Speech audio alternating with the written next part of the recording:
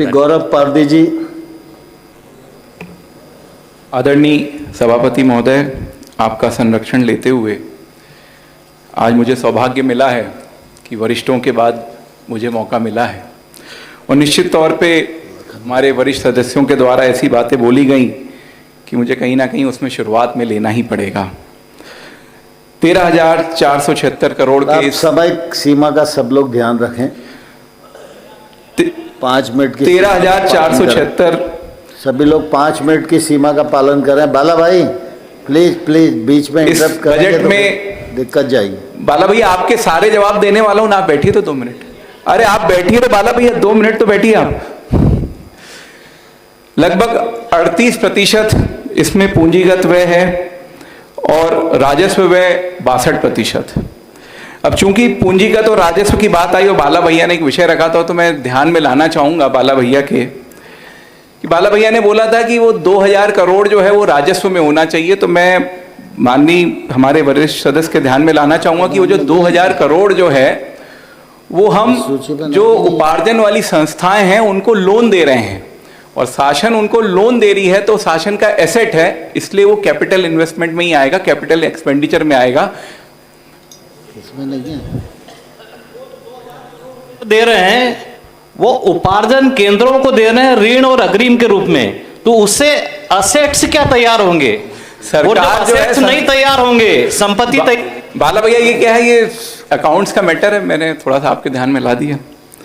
साथ ही साथ इस बजट को मैंने माननीय अध्यक्ष महोदय थोड़ा सा अध्ययन किया और चूंकि बाला भैया ने बहुत विषय उठाया था कि किसानों का नहीं, महिलाओं का नहीं, किसी का नहीं, तो मैंने सेग्रीगेट किया।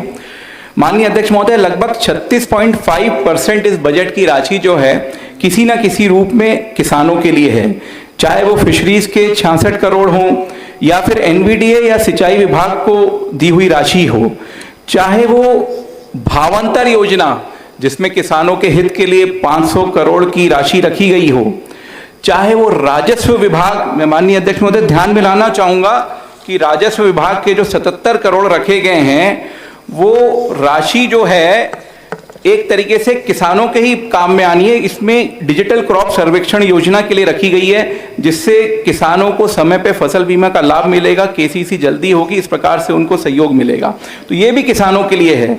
इस प्रकार से इस पूरे बजट में लगभग 36.5% किसानों के हित में है।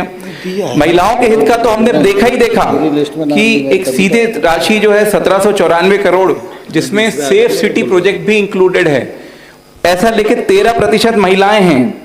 4000 करोड़ प्रधान आवास के लिए जो लगभग 30% है इस पूरे बजट का।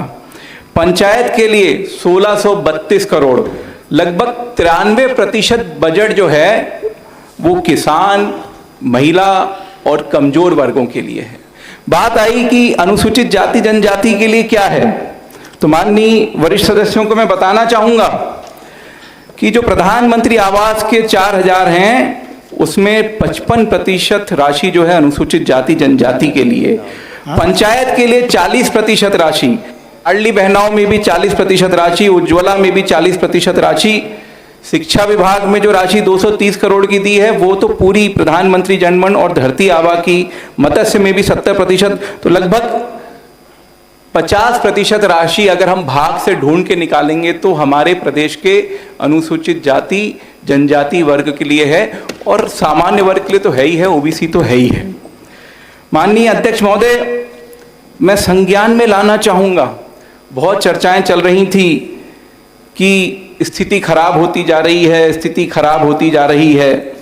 मैंने निकाला कुछ आंकड़े और मैंने ये पाया वर्तमान में भी अगर मैं 25-26 के वित्तीय वर्ष के पहली 6 माही को भी ले लूं तो हमारा interest payment to revenue receipt जो होती है वो 12.5% है और एक जमाने में वो 19% होती थी और मुझे बताने की जरूरत नहीं कि वो जमाना 2002 से 2003 का हुआ करता था।